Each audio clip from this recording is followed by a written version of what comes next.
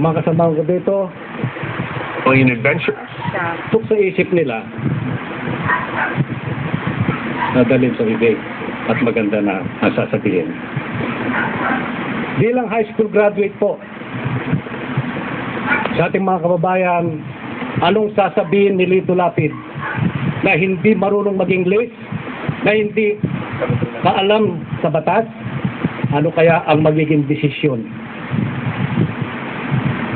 Didesisyonan po ang kataas-taasang hukom ng isang high school graduate lamang na tiga probinsya ng Pampanga. Napakinggan ko po ang depensa. Siguro purihin po natin ang depensa. Napakagaling nila sa mga nakakaintindi ng mga abogasya. Purihin din po natin ang prosecution. Naghanap ng mga ebidensya. Nakinig po ako sa bawat ebidensyang inaano nila dito. Inaano? Ngayon, Inaano? naayon po. Lalong-lalo na si Congressman Pariñas. Yung pong pinirsinta niya kahapon dito, para sa akin lang po, ay malinaw na si Chief Justice Corona ay lumabag sa batas.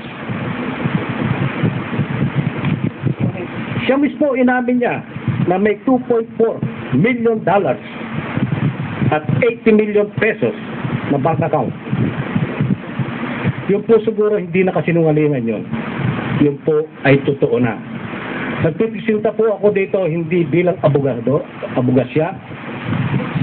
Hindi po ako pwedeng magsalita ng Republic Act dahil hindi maniniwala ang tao sa akin.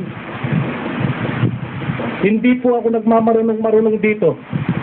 Ang ginagamit ko lang po dito, konsensya.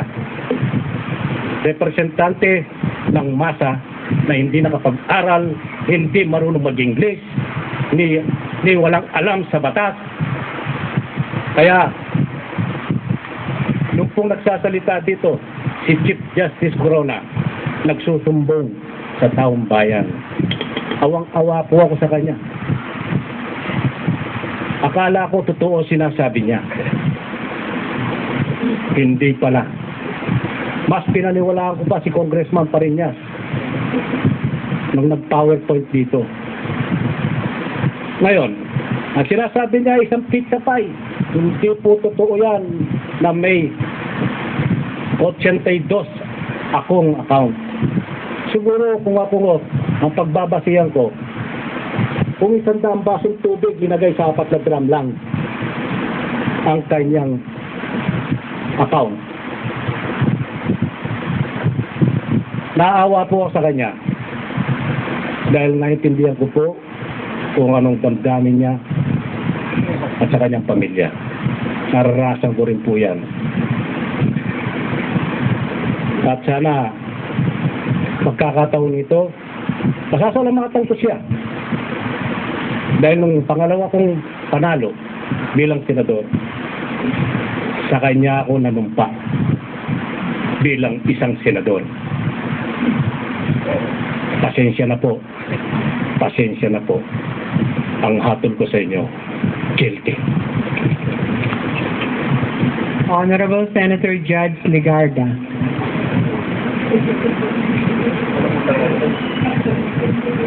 Ano na lang?